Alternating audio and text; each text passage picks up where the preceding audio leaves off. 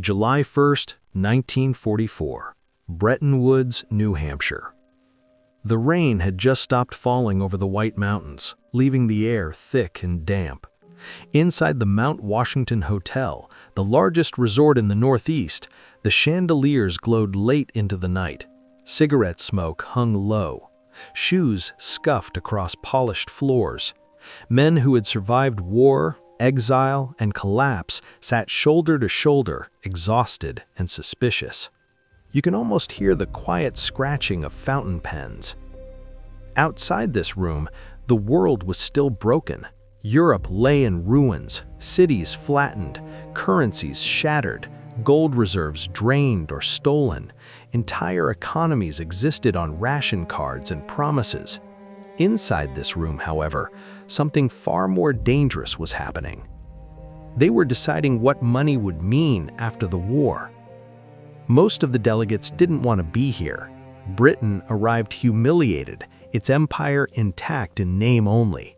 France was desperate. Smaller nations knew they were spectators. And then there was the United States delegation, calm, confident, almost relaxed. They hadn't just survived the war, they had financed it. At the head of the American delegation sat Harry Dexter White, a senior Treasury official with sharp eyes and an unshakable certainty.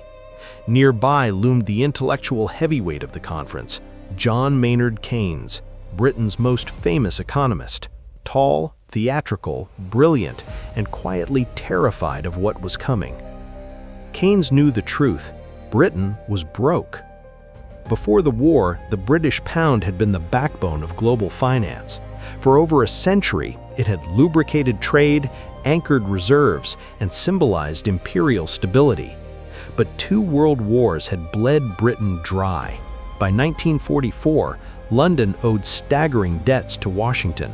Its gold was gone, its leverage was gone, and for the first time in modern history, the pound was not calling the shots. The Americans were. And many in the room resented it. Behind closed doors, whispers spread among European delegates. The Americans were pushing too hard, their proposals were too aggressive, pegging currencies to the dollar, making the dollar convertible to gold while everyone else relied on it. It sounded like arrogance, temporary arrogance, they assumed. After all, empires rise and fall. No one believed the dollar was meant to rule forever. But the United States had arrived with a weapon no one else possessed: options. It held nearly 2/3 of the world's gold reserves. Its factories were untouched, its banks were solvent, and its military was now stationed across the globe. This wasn't negotiation, it was gravity.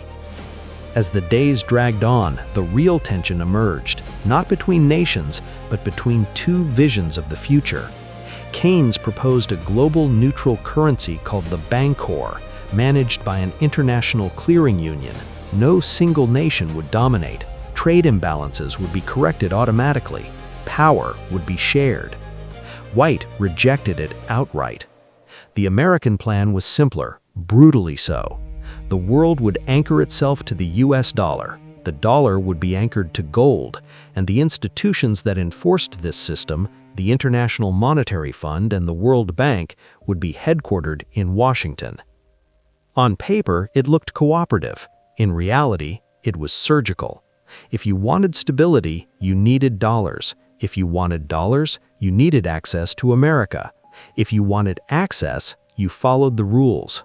Some delegates laughed privately. They assumed the US was overestimating its staying power. Surely Europe would recover. Surely America would retreat inward again like after World War I. Surely this arrangement was temporary. They were wrong. Late one evening, as negotiations stalled, Keynes reportedly stared across the table at White and realized something chilling. This wasn't about rebuilding. This was about replacement.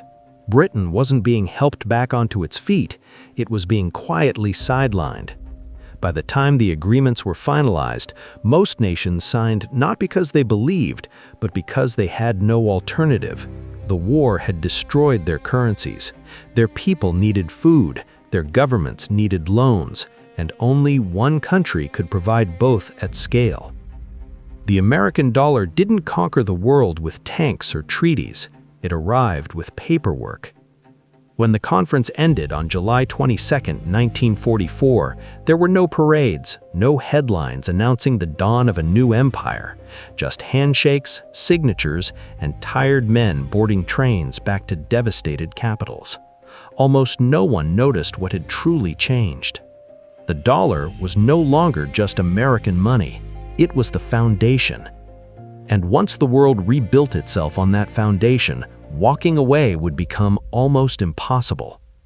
But this system, elegant on paper, contained a flaw so dangerous that it would reshape global power for generations. A flaw no one could yet see. August 1945, Washington, D.C. The war was over. Church bells rang across Europe.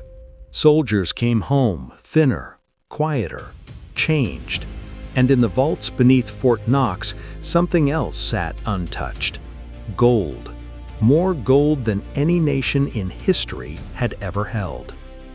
This was the promise behind the American dollar. At Bretton Woods, the United States had made a bold offer to the world. Every dollar held by foreign governments could be exchanged for gold at $35 an ounce. Not someday, not hypothetically. On demand. It sounded like stability. It felt like honesty. And compared to the chaos nations had just endured, it looked almost miraculous. For countries whose currencies had been wiped out by inflation, bombing, and occupation, the dollar became a lifeline. Trade restarted, ships moved again, factories reopened, powered by American loans, American machines, and American money. You can almost feel the relief spreading through Europe. The Marshall Plan accelerated everything. Billions of dollars flowed outward, rebuilding cities and supply chains. But those dollars didn't disappear. They circled back. European nations held them as reserves. Banks priced contracts in them. Oil, steel, wheat, all increasingly denominated in dollars. Quietly, a habit formed. Central bankers stopped thinking in francs or lira or marks. They thought in dollars. At first, this dependence felt temporary. Europe was recovering fast, Japan even faster. By the 1950s, growth returned, confidence surged, and with it came a dangerous assumption that the gold backing the dollar was infinite. It wasn't. By the late 1950s, cracks began to appear, invisible to the public but glaring to insiders. Foreign governments had accumulated more dollars than the US had gold to cover if everyone demanded conversion at once. The math no longer worked. Inside the Bank of England, alarms quietly went off. At the Banque de France, economists ran the numbers again and again, each time arriving at the same unsettling conclusion. The United States was issuing dollars faster than gold was entering its vaults. This wasn't fraud, not yet. It was power testing its limits. America now faced an impossible contradiction. To supply the world with enough dollars for trade, it had to run deficits. But running deficits undermined confidence in the dollar's gold backing. The very success of the system was destabilizing it. Economist Robert Triffin warned of this exact problem in 1960. He testified before Congress, explaining that the Bretton Woods system contained a built-in time bomb. The more the world relied on the dollar, the weaker its promise became. Few listened. Why would they? The U.S. economy was booming, Wall Street was ascendant, the Cold War demanded global influence, and the dollar delivered it without firing a shot. Still, behind closed doors, something shifted. In 1958, European currencies became fully convertible again. For the first time since the war, countries could seriously question the system, and some did. None more aggressively than Charles de Gaulle. The French president distrusted American dominance on principle. To him, the dollar standard was not cooperation, it was tribute. France worked, America printed, and France held paper while America held gold. So de Gaulle made a move. In the early 1960s, France began converting its dollar reserves into gold. French ships quietly docked in New York Harbor. Crates were loaded. Gold bars moved across the Atlantic under armed guard. Other nations noticed. West Germany followed cautiously. Switzerland asked questions. Even Britain, America's closest ally, grew uneasy. You can almost hear the tension inside the U.S. Treasury.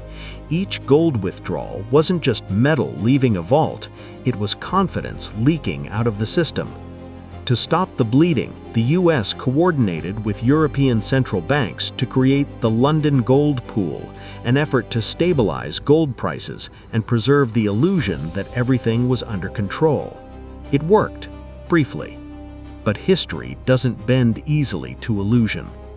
By the mid-1960s, America was fighting an expensive war in Vietnam while expanding social programs at home. Dollars flooded the world. Gold did not. The gap widened. Trust thinned. What began as skepticism had evolved into quiet doubt. And doubt in finance is lethal. The question was no longer whether the dollar could dominate the world. The question was whether it could survive its own success. Because somewhere between confidence and collapse lies a moment, a single decision that changes everything. And that moment was approaching faster than anyone wanted to admit. Maryland, 9 p.m. The cameras were already rolling when President Richard Nixon leaned toward the microphone. His face was tense but controlled, the expression of a man about to break a promise the world had trusted for a generation. The United States will suspend temporarily the convertibility of the dollar into gold. Temporary. You can almost feel the silence spreading across the globe as those words landed. In that single sentence, Nixon ended the Bretton Woods system. No summit, no vote, no warning to allies. The gold window, the foundation of post-war global finance, was shut. For foreign governments, this wasn't just a policy shift, it was a shock. For 27 years, the dollar had been presented as good as gold. Now, it was just paper, backed not by metal, but by faith in American power. And the decision hadn't been made in Paris or London or Geneva. It had been made in secret over a weekend. Inside Camp David, Nixon and his advisors had faced an ugly reality. Gold reserves were draining fast. Speculators were circling. If even one major nation demanded large-scale conversion, the system would collapse publicly and humiliatingly. So, Nixon acted first. The announcement stunned allies. European finance ministers scrambled. Central bankers called emergency meetings. Markets reeled. Yet something unexpected happened. The world didn't abandon the dollar. It adapted. Without gold as an anchor, the dollar should have weakened, maybe even collapsed. Instead, it floated. And in floating, it did something revolutionary. It freed American policy from restraint. No longer limited by gold reserves, the United States could print, borrow, and spend with unprecedented flexibility. Inflation surged in the 1970s, yes. Confidence wavered, but beneath the chaos, a new system was quietly taking shape, one built not on metal, but on necessity. Oil. In 1973, the OPEC oil embargo sent shockwaves through the global economy. Energy prices exploded, inflation soared, and suddenly one question mattered more than any other. What currency buys oil? Behind closed doors, U.S. officials struck a series of agreements with Saudi Arabia and other oil producers. The deal was simple and devastatingly effective. Oil would be priced exclusively in U.S. dollars. In return, America would provide military protection and political support. The petrodollar was born. If a nation wanted energy, it needed dollars. If it needed dollars, it had to trade with the United States or hold U.S. assets. If it held U.S. assets, it was now invested in the American system. What gold once enforced, oil now compelled. Critics had mocked the dollar when gold backing disappeared. They predicted collapse, hyperinflation, loss of status. Instead, the dollar became unavoidable. Global banks expanded dollar-based lending. Wall Street exploded in influence. U.S. Treasury bonds became the safest asset on earth, not because they were backed by gold, but because the world had no alternative large enough to replace them. Even rivals participated. The Soviet Union traded in dollars. China accumulated them. Oil exporters recycled them back into U.S. debt. A circular system formed, self-reinforcing, resilient, and dangerously dependent on American stability. By the 1980s, the transformation was complete. The dollar was no longer just a currency, it was infrastructure. Trade routes, debt markets, energy flows, sanctions, everything ran through it. And unlike empires of the past, this one didn't need colonies, it needed compliance. You can almost sense the irony. The moment the dollar lost its gold backing, the moment critics declared it doomed, was the moment it became truly powerful. Because now, leaving the system meant isolation. Yet beneath the surface, new tensions brewed. Rising debt, financial bubbles, inequality, and a growing realization among rival powers that the dollar wasn't just money, it was leverage. And leverage invites resistance. The question was no longer whether the dollar ruled the world. The question was how long the world would tolerate it. September 16, 2008, New York City, 6 a.m. Employees of Lehman Brothers arrived at work carrying cardboard boxes. The 158-year-old investment bank had collapsed overnight. Markets were frozen, credit had vanished, and within hours, panic leapt across continents. You could feel it in trading floors from Tokyo to London. Something fundamental had broken. Yet even in the chaos, one truth became unavoidable.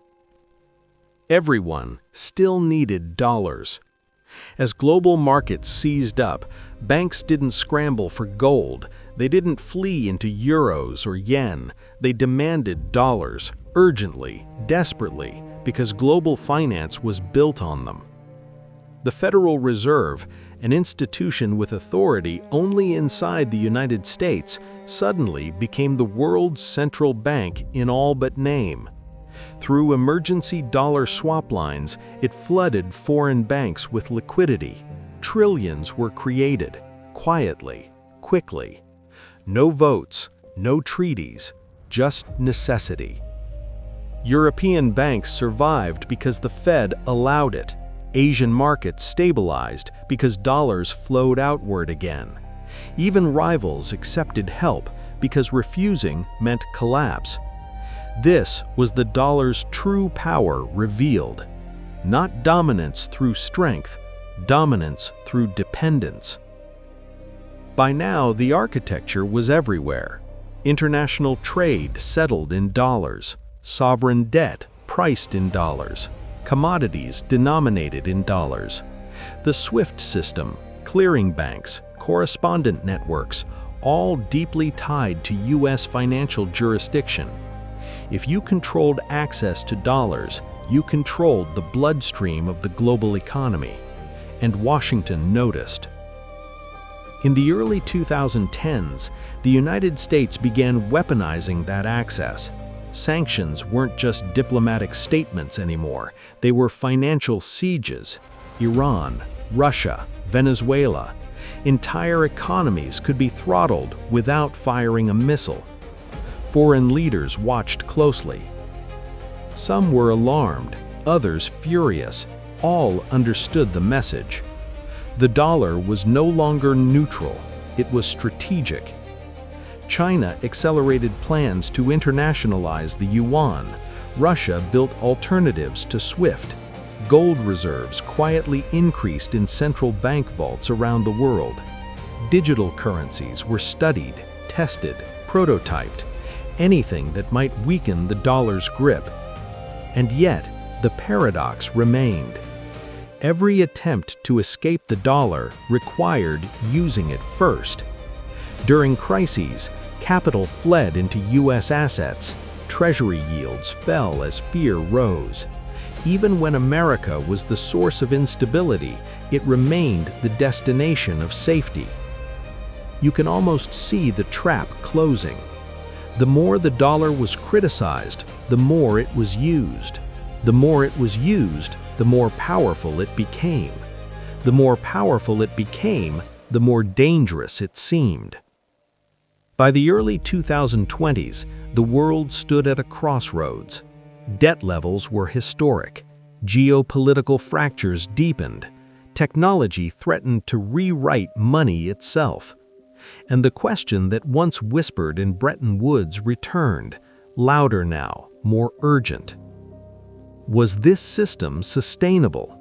Or was it simply too big to escape without breaking everything attached to it? Because empires built on force fall violently, but empires built on systems collapse quietly, all at once. And the dollar's future would not be decided in speeches or summits.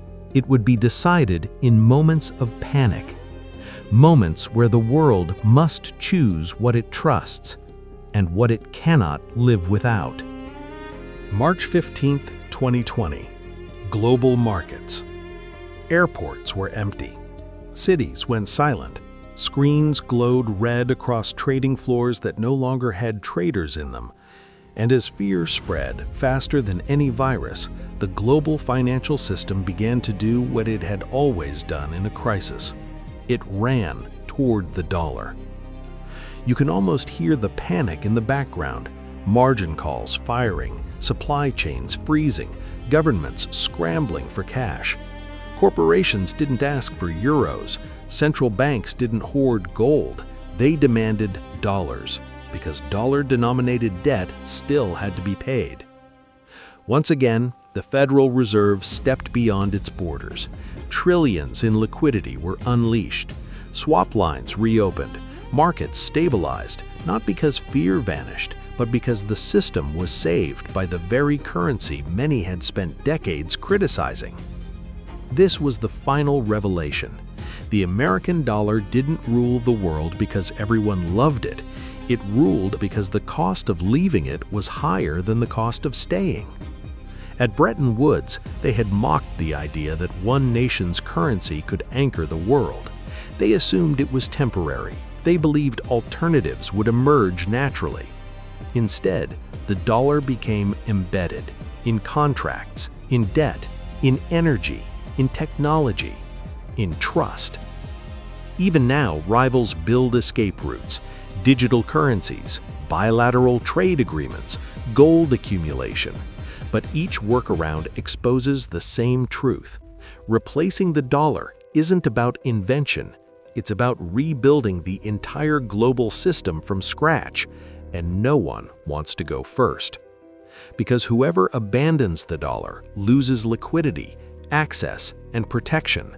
Whoever challenges it risks isolation, and whoever replaces it must supply what America supplies now: stability, depth, enforcement, and a buyer of last resort. Empires of land collapsed when borders shifted. Empires of sea collapsed when trade routes changed. The dollar empire will only fall when belief does. Until then, it remains the quiet architecture beneath modern life, invisible, indispensable, and deeply misunderstood. A currency once laughed at, a promise once doubted, now the backbone of a world that cannot afford to let it fail.